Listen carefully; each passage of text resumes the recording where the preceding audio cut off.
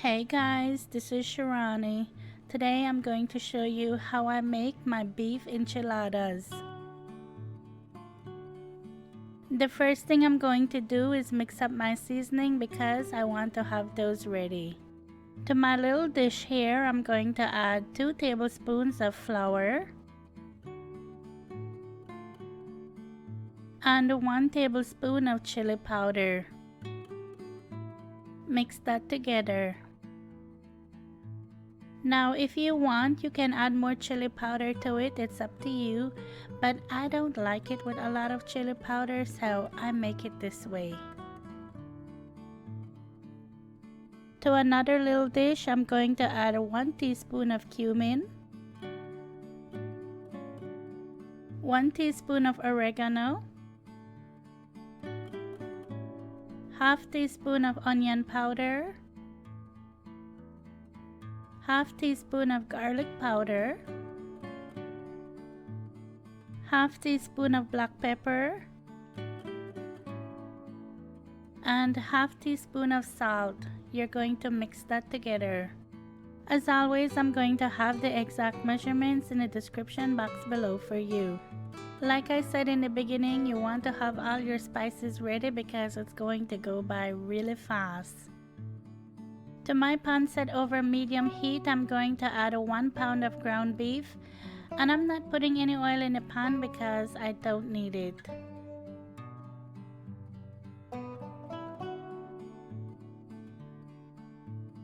To that, I'm adding a 1/4 cup of chopped onion,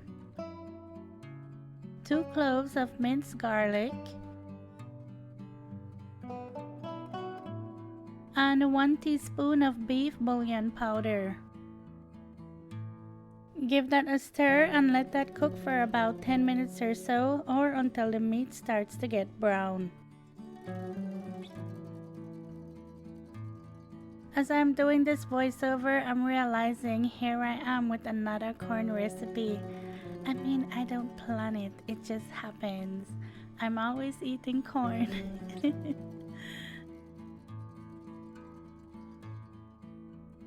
It's always hard for me to say corn because the way I grew up saying corn is con. So when I say corn, I feel like I need to twist up my mouth all kind of way to say it. I don't used to say con. That's just the Belizean way we say con.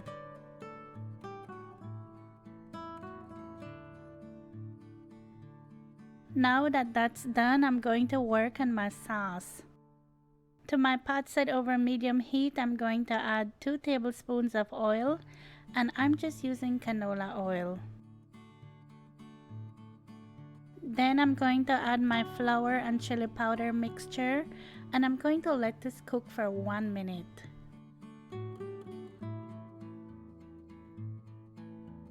Keep stirring it because you don't want this to burn or get lumpy.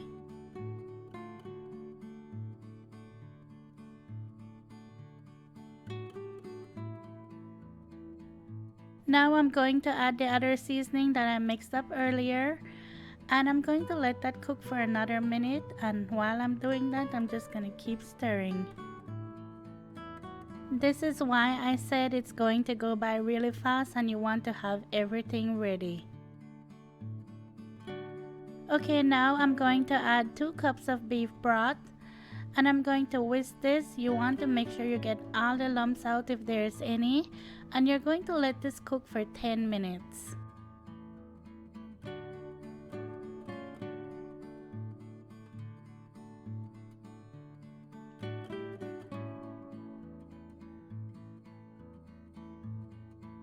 Be sure to go in there and stir it in between.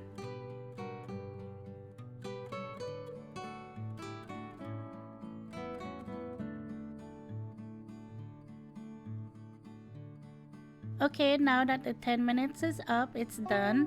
So what I like to do is take about 2 spoons of the mixture and put it in my ground beef. I just do that so the meat is not so dry.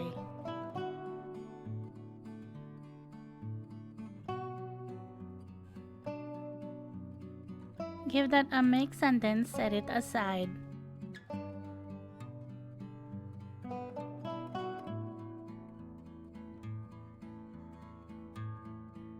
Now when it comes to the corn tortillas, I don't do it the traditional way.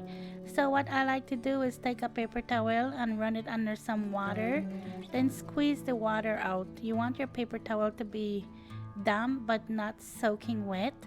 And then you wrap your corn tortilla in there and you put it in the microwave. And here I have about 14 corn tortillas, so I'm going to put this in the microwave for a minute and a half.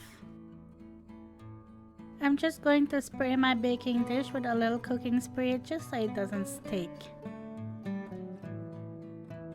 You want to keep your corn tortillas wrapped up because that will help it to not dry out.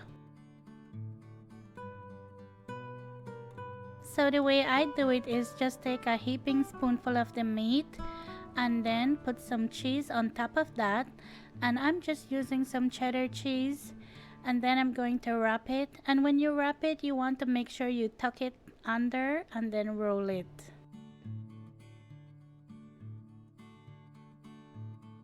If you didn't microwave your corn tortilla and you just roll it, it would break on you, so that wouldn't work. I know some people fry their corn tortilla instead of microwave it, but for me, I feel like you don't need to do that. This is easier and it's better for you.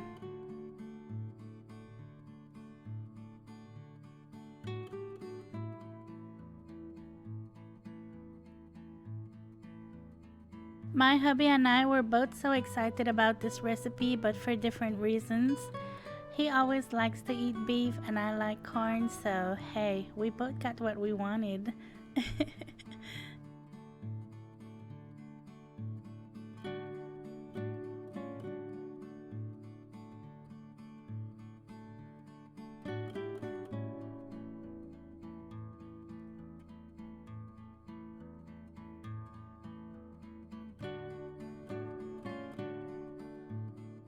Okay, now I'm going to take the remainder of the sauce and pour it over the corn tortillas and spread it out evenly.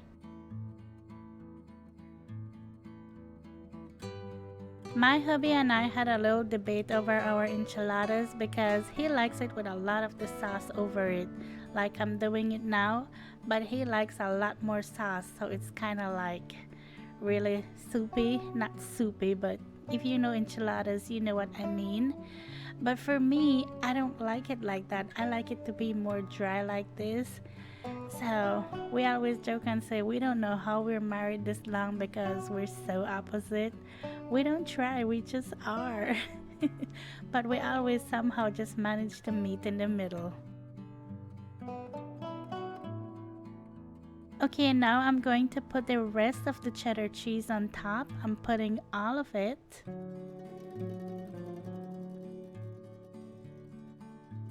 I'm going to bake this in a preheated 350 degrees Fahrenheit oven for 20 minutes.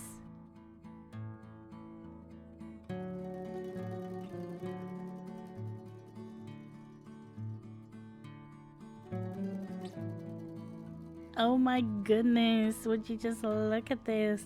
Oh my gosh, this just looks so good.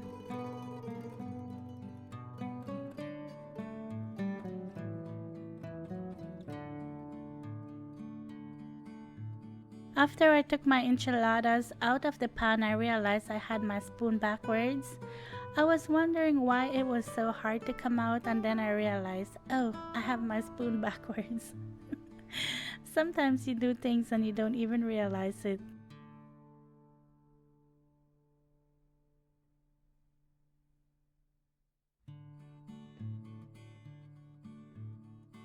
I really hope you try this recipe because it's just so good. And if you're someone that think you don't like enchiladas, maybe it's because the enchiladas you had a lot of chili powder in there. I know for me, one time I didn't like enchiladas because of the chili powder. It just had too much. So now I just make it to how I like it. So I hope you give this one a try. I added a little bit of green onion on top because I wanted to add some color, but you don't have to add it. If you have it, then you can add it, but it just makes it look pretty.